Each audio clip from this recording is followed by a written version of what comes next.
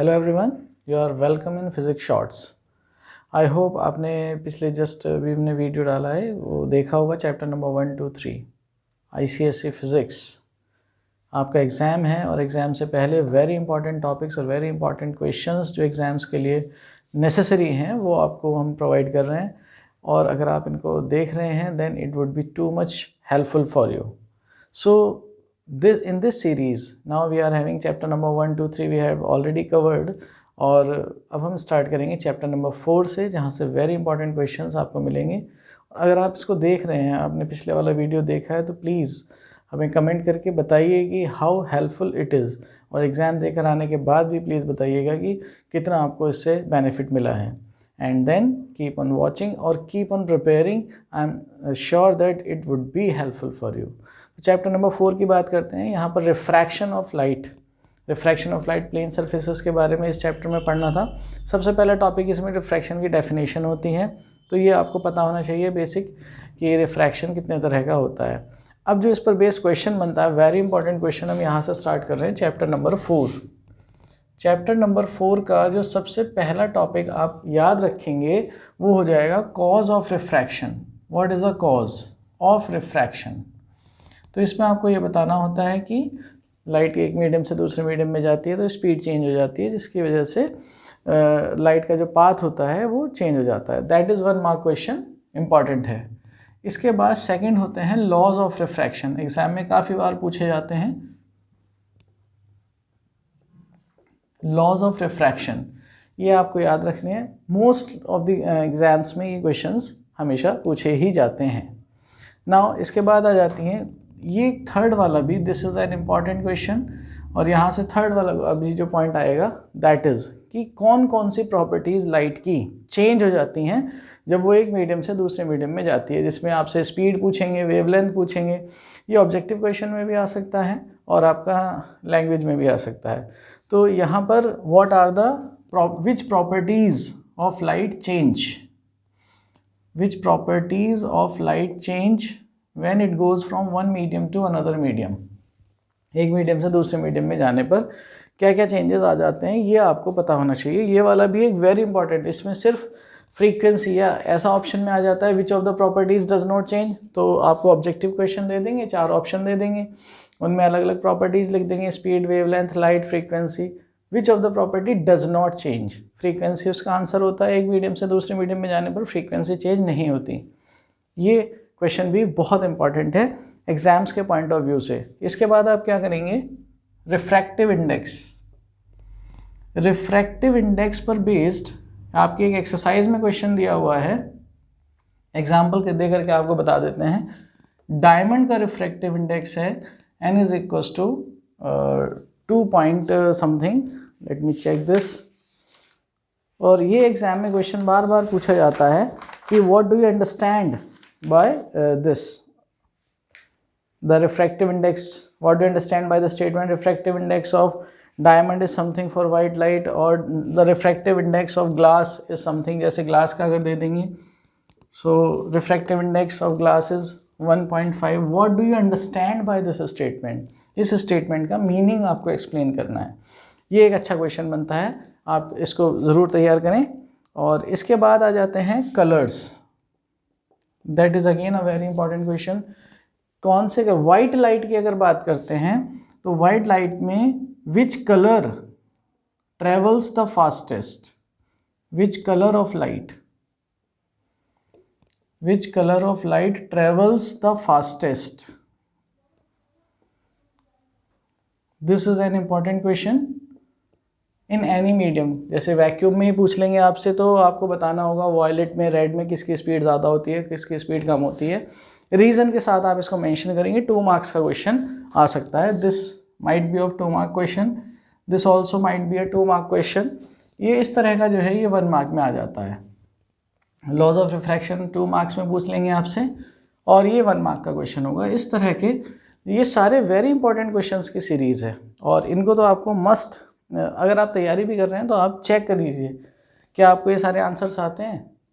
So if you are getting all these answers it mean that you are going on a right track and you would be scoring very good marks.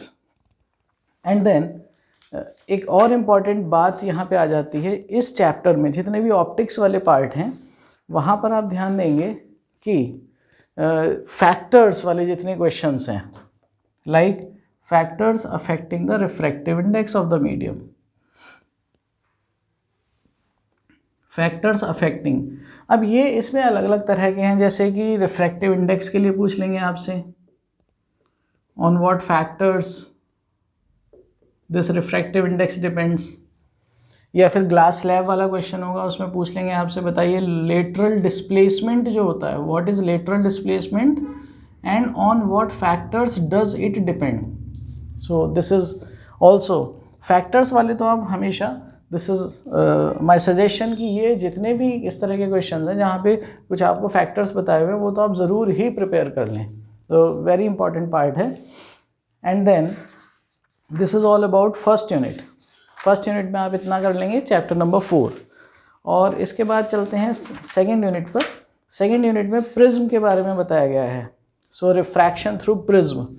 अब जो prism है, prism में आप एक तो formula क्या होता है, डेविएशन, डेविएशन का फॉर्मूला याद कर लीजिए, ओनली फॉर्मूला थिन प्रिज्म के केस में, ठीक है। आपको डेरिवेशन तो नहीं पूछा जाएगा, लेकिन डेविएशन का फॉर्मूला आप यहाँ से फाइंड आउट कर सकते हैं। फिर इसके बाद आ जाएगा factors affecting deviation, this is important, factors affecting deviation produced by a prism, deviation produced by a prism. और इसमें जो वेरी इंपॉर्टेंट पार्ट है, इसके अंदर भी एक स्पेशल पार्ट है, that is the angle of incidence. ये वाला बहुत पूछा जाता है, एंगल ऑफ इंसिडेंस, जिसमें इस तरह का आपको एक कर्व बना के दिखाना होता है, ग्राफिकल रिप्रेजेंटेशन है यहाँ पर। ये डेविएशन वर्सेस आई का ग्राफ होता है इसमें, और ऐसे वाली शेप का जो ग्राफ होता है, और ये बताता है minimum deviation. So this you must remember this, और ये वाले फैक्टर्स ज़रूर प्रिपेयर कर लीजिए इसमें। और बस यहाँ पर और ज़्यादा कुछ नहीं करना है आपको, व्हाट आर द फैक्टर्स और एंगल ऑफ इंसिडेंस वाला स्पेशल है इस केस में।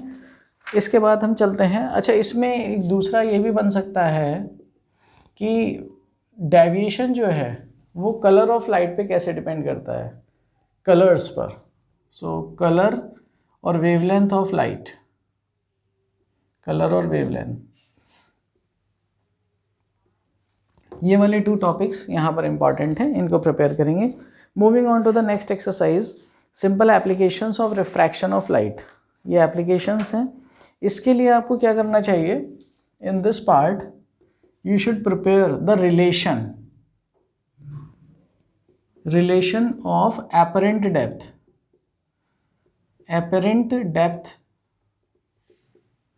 And real depth. इन दोनों में जो रिलेशन है, इस पर बेस्ड एक न्यूमेरिकल एग्जाम में आता है, तो इसमें जो न्यूमेरिकल आपको दिया हुआ है वो न्यूमेरिकल आप ज़रूर तैयार कर लीजिए और प्रैक्टिस कर लीजिए इसकी।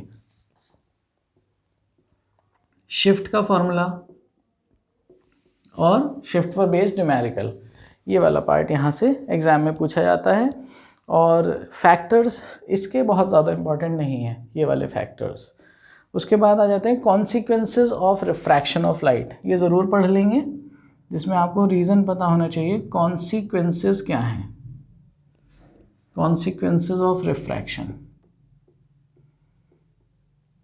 Of light in our daily life, इस तरह का। नॉट वेरी इंपॉर्टेंट, यहाँ पर ज़्यादा चांसेस जो हैं, ज़्यादा प्रोबेबिलिटी है ये वाले न्यूमेरिकल आने की, तो आप इस न्यूमेरिकल पर वर्क करिए और इसके जितने भी क्वेश्चंस आपको मिले उनको प्रैक्टिस कर लीजिए, प्रीवियस ईयर से भी कर लीजिए और आपकी बुक में से भी कर लीजिए। Moving on to the next part, critical angle and total internal reflection. यहाँ पर क्रिटिकल एंगल, देखिए ऑप्टिक्स जो होती है वो बहुत इंपॉर्टेंट चैप्टर होता है, चाहे आप इसे किसी भी क्लास में पढ़ रहे होंगे। सो इसलिए यहाँ पर आपको ज़्यादा चीज़ें मिलेंगी और यहाँ से आने के चांसेस भी ज़्यादा हैं, क्योंकि कंसेप्ट्स काफ़ी सारे हैं, इसलिए यहाँ पर इन चैप्टर्स पर आपको ज़्यादा ध्यान देना पड़ेगा। क्रिटिकल एंगल की definition and total internal reflection, TIR की डेफिनेशन क्या होती है, इसमें भी जो वेरी इंपॉर्टेंट पार्ट बनेगा that is conditions of TIR, conditions of TIR, what are the necessary conditions for TIR to take place. तो आप इसको प्रिपेयर करें। और फिर यहाँ पर भी फैक्टर्स अफेक्टिंग हैं, फैक्टर्स किसके वाले फैक्टर्स पढ़ने हैं यहाँ पे, क्रिटिकल एंगल वाले, क्रिटिकल एंगल, इसको शॉर्ट में लिख देते हैं हम IC, क्रिटिकल एंगल, इससे आप समझ जाइएगा क्रिटिकल एंगल वाले फैक्टर्स आपको पढ़ने हैं। यहाँ कंडीशंस और टोटल इंटरनल रिफ्लेक्शन ज़रूर पढ़ेंगे। अब इस यूनिट से जो एग्ज़ाम में क्वेश्चन आता है वो एक प्रिज्म वाला क्वेश्चन तो 100% आता ही आता है बार बार। तो जो प्रिज्म वाले क्वेश्चंस हैं जिनमें TIR होता है, जैसे इस तरह का कोई क्वेश्चन हो जाएगा, आपको डायग्राम बना के देंगे और यहाँ से ये बता दिया जाएगा कि this is a kind of isosceles right angle prism, isosceles right angle prism है and a light ray is being incident along the normal to this surface, और आपको कंप्लीट करना होगा इसका पाथ। इसके साथ में they will mention that the critical angle is 42 degree for glass air interface. आपको इसका पाथ कंप्लीट करना होगा। इस तरह के जो भी क्वेश्चंस हैं इनकी ज़रूर प्रैक्टिस कर लीजिए, ज़रूर प्रैक्टिस कर लीजिए। ये हो सकता है 3 मार्क्स के क्वेश्चन में भी आपको मिल जाए। So this is very important part, इसको नहीं छोड़ना है, स्किप नहीं करना है। इस वाली यूनिट में जितने भी टॉपिक्स हैं, क्रिटिकल एंगल है, TIR है, कंडीशंस हैं, फैक्टर्स हैं और ये है, ये सभी इंपॉर्टेंट हैं as compare to previous unit. Previous unit में सिर्फ शिफ्ट वाला पार्ट था। सो इसको करिए एग्ज़ाम में जो भी है। This was all about chapter number 4। तो ये आपका पूरा डेटा हो गया और आप इसका स्क्रीनशॉट ले सकते हैं और जब आप स्टडी करें तो आप उसको रिवीजन में ध्यान रखें कि आपने ये सारी चीज़ें कवर कर ली हैं। ये 3 मार्क का क्वेश्चन बताया आपने, दिस इज़ 3 मार्क्स और ये 2 मार्क्स का क्वेश्चन है। इसका एक्सप्रेशन भी याद रख सकते हैं अगर दिया है तो। Now moving on to the next, chapter number 5। Chapter number 5 पर बात करेंगे, that is about refraction through the spherical surfaces. यहाँ पर बिगनिंग से अगर बात करते हैं तो इसमें आपको जो एग्ज़ाम में आने की प्रोबेबिलिटी है जिन टॉपिक्स की, उनमें सबसे पहले होता है आपको क्लियर होना चाहिए which lenses converging and which lenses diverging. Option में आ जाता है, जो ऑप्शनल क्वेश्चंस होते हैं ऑब्जेक्टिव होते हैं 4 ऑप्शंस वाले, तो वहाँ पर आपको ये आइडेंटिफाई करना चाहिए, पता होना चाहिए convex lens converging and concave lenses diverging, ये वाली बात। इसके बाद जो 1 मार्क और 2 मार्क की डेफिनेशंस में आ जाते हैं और एक साथ अगर 3 पॉइंट्स दे देंगे, लाइक ऑप्टिकल सेंटर की डेफिनेशन, प्रिंसिपल फोकस की डेफिनेशन और प्रिंसिपल एक्सिस क्या होती है, रेडियस ऑफ कर्वेचर क्या होती है, जो terms related to lens, that is an important part, इनकी डेफिनेशंस। और इसमें भी अगर हम आपको स्पेसिफिकली बताएं तो you should prepare about the optical centre. Optical centre को तो स्पेशली आप प्रिपेयर करिए ही करिए। सो चैप्टर नंबर 5 का फर्स्ट टॉपिक मिलेगा आपको टर्म्स रिलेटेड टू लेंस, और इसमें भी कौन से वाले टर्म्स पढ़ने ज़रूरी हैं, ऑप्टिकल सेंटर और centre of curvature and radius of curvature. ये दोनों की डेफिनेशन तो वेरी सिंपल। और principal focus, this is again an important part. तो इम्पॉर्टेंट में भी आपको बहुत इंपॉर्टेंट बताए जा रहे हैं, optical centre, principal focus. Objective question के लिए एक बहुत अच्छा रिलेशन है कि focal length is equals to R/2, आपको पता होना चाहिए। और अगर ये एग्जाम में आ जाता है then I request you to surely comment it back कि ये क्वेश्चन आपको एग्जाम में मिला था या नहीं मिला था। प्रोबेबिलिटी है, दिस इज माय प्रेडिक्शंस, ऐसा लगता है कि शायद ये चीज़ें आएंगी। और क्योंकि आप तो तैयारी कर रहे हैं, आप सब कुछ पढ़ ही रहे हैं, इनको ध्यान से पढ़ लीजिए और अगर ये आते हैं then I would be happy, you would be happier, and we will work on it in the same way for the next sessions, next classes as well as for all other students. So ये इसको पढ़ लीजिएगा, ये 1 mark का एक question बन जाता है, ऑब्जेक्टिव क्वेश्चंस के लिए आपका तैयार हो जाएगा। इसके बाद हम आगे चलते हैं। यहाँ पर देखिए एक स्पेशल बात यहाँ आ जाती है कि ऑन व्हाट फैक्टर्स, ये भी एक आपको बहुत ही ज़्यादा इम्पॉर्टेंट बात बता रहे हैं। On what factors focal length depends, factors affecting the focal length.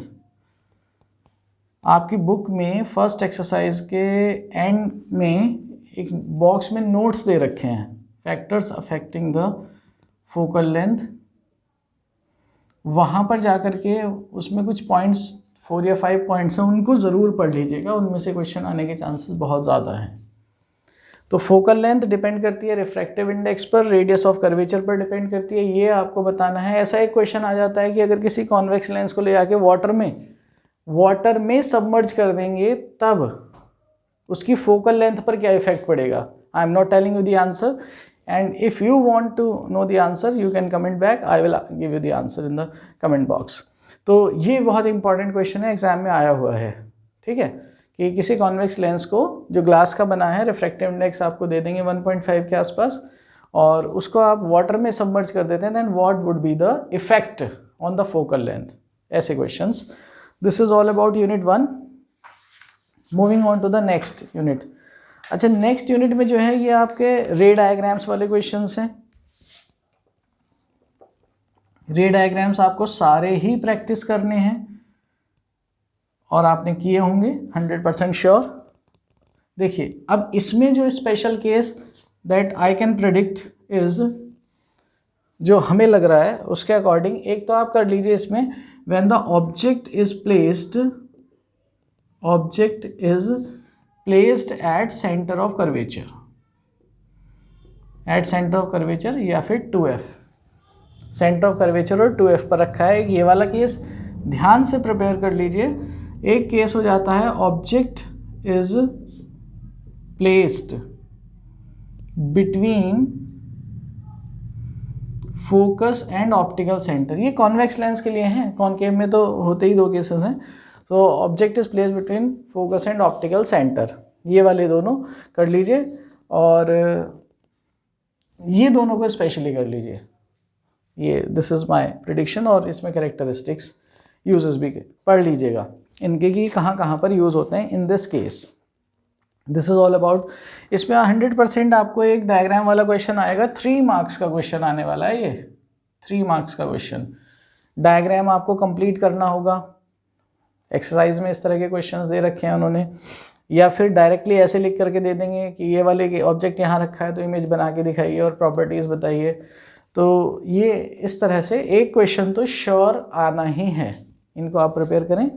And then moving on to the next exercise, sign convention and lens maker's formula, power of lens. यहाँ पर एक न्यूमेरिकल भी इस यूनिट से आता है। सो न्यूमेरिकल ऑफ 3 मार्क्स आपको दे रखे हैं, और sign convention, power of lens इसी में इंक्लूडेड है। पावर ऑफ लेंस, ये वाला part you need to prepare. 3 marks यहाँ से मिल जाएंगे, 3 मार्क्स यहाँ से मिल जाएंगे आपको, 1 मार्क यहाँ से मिल जाएगा, 2 मार्क्स यहाँ से मिल जाएंगे। काफ़ी स्कोरिंग हो सकता है ऑप्टिक्स वाला पूरा section, chapter number 4, chapter number 5 मिला करके ये आपको बहुत ज़्यादा स्कोर करा सकते हैं। So this is all about chapter number 5। Chapter number 5 हो गया। चैप्टर नंबर 6 बहुत छोटा सा चैप्टर है, ज़्यादा चीज़ें पढ़ने की नहीं है। जो आपको बता रहे हैं जो चैप्टर ज़्यादा इंपॉर्टेंट है उन पर ज़्यादा ध्यान दीजिएगा। चैप्टर नंबर 6 में सबसे पहला टॉपिक डेविएशन, डिस्पर्जन, स्पेक्ट्रम है। यहाँ से जो आपको पढ़ना चाहिए that is what is dispersion, definition, dispersion and spectrum की डेफिनेशंस आपको पढ़नी चाहिए। डेफिनेशंस इनकी, what is dispersion, what is spectrum. उसके बाद इसमें reason, what is the reason of dispersion of white light, reason of dispersion This is also an important part. And after that we are having dispersion of white light and dispersion of light through the prism. इसमें इतना ही आपको मिलना है, कौन सा जो colour है वो ज़्यादा डेविएट होता है, कौन सा कलर कम डेविएट होता है. Deviation of violet and red colours, इनमें आप देख लेंगे कि किसका ज़्यादा डेविएशन होता है. एग्जाम में ये क्वेश्चन पूछे जाते हैं, इनका ऑर्डर पूछ लेते हैं कभी कभी.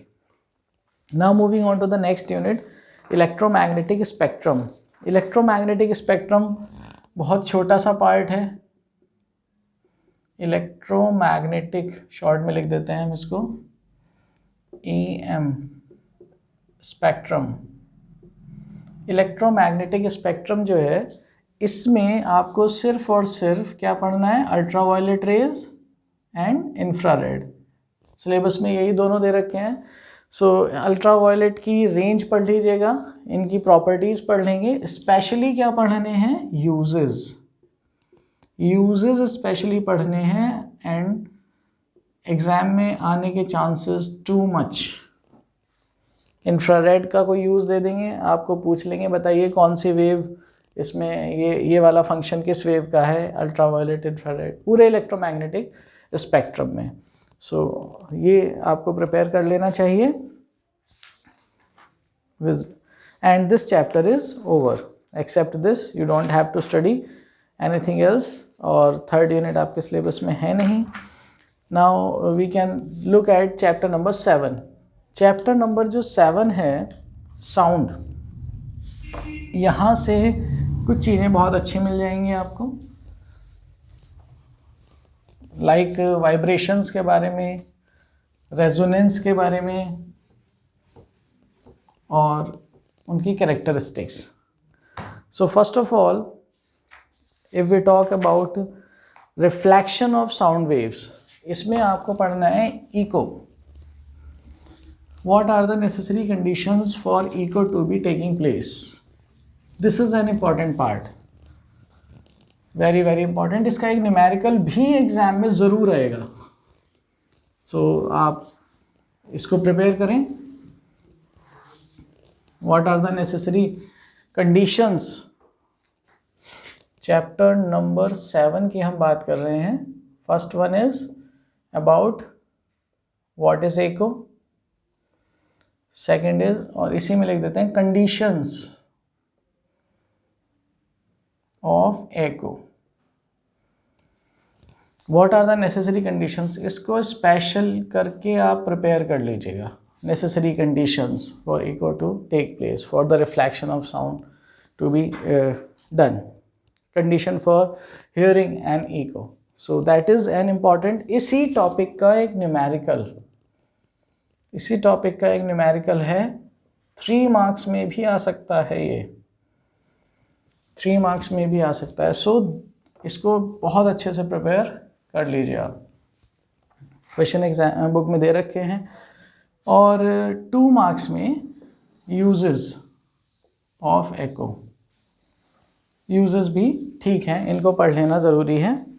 एंड व्हाट इज सोनार, कहाँ कहाँ पर यूज़ होते हैं, बैट्स, डॉल्फिन्स वगैरह कैसे इसको यूज़ करते हैं, these techniques. But I would suggest you to pay attention on the numerical which is very important. ये फर्स्ट यूनिट में से हो गया, unit A. Now moving on to unit B.